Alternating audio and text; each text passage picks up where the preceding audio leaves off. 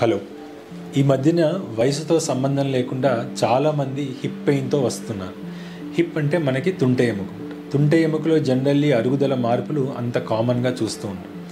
So కాకపోతే Covid తర్వాత maybe steroid intake వల్ల లేకపోతే వేరే రీజన్స్ వల్ల కానీ ఈ మధ్యన హిప్ జాయింట్లో ఏవియన్ హిప్ అంటే avascular necrosis of the hip అంట.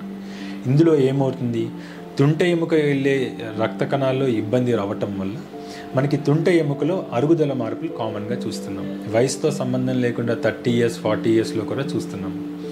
మరి దీనికి ఎలా ట్రీట్మెంట్ ఏంటి అంటే అప్పుడప్పుడే స్టార్ట్ అవుతున్న ఈ మార్పుల్లో జనరల్గా ఎక్స్రేలో అంత కామన్గా కనబడుతూ ఉంటాం.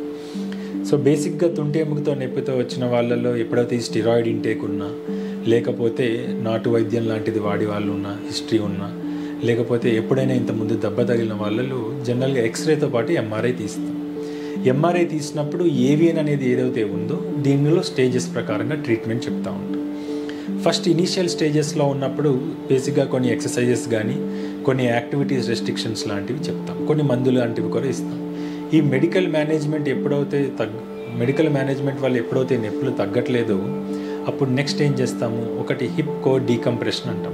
అంటే ఇందులో ప్రెషర్ పెరగటం వల్ల వచ్చిన ఆ ఇబ్బందిని తగ్గించడానికి ఒక డ్రిల్ లాగా చేసి ఆ ప్రెషర్ తగ్గించే సర్జరీ ఒకటి చేస్తాం. ఇది చేయటం వల్ల ఏమవుతుంది అంటే ఒక ఛాన్స్ వరకు ఆ స్టేజ్ ఏదైతే హై గ్రేడ్ అవ్వడానికి ఛాన్సెస్ కొంచెం తగ్గేది ఉంటుంది. కొంచెం మూమెంట్స్ నొప్పి కానీ తగ్గేది ఉంటుంది. Over period of time exercise చేసుకున్న తర్వాత కొన్ని మందులో మార్పులు అరుగుదల ఇంకా ఎక్కువయ్యి సివియర్ ఆర్థరైటిస్తో వరకు కూడా వస్తూ ఉంటారు. ఎప్పుడైతే ఇలా severe arthritis in the hip joint చూస్తూ ఉంటామో అప్పుడు వాళ్ళకి టోటల్ హిప్ రీప్లేస్మెంట్ సర్జరీ అవసరం పడుతుంది. Thank you.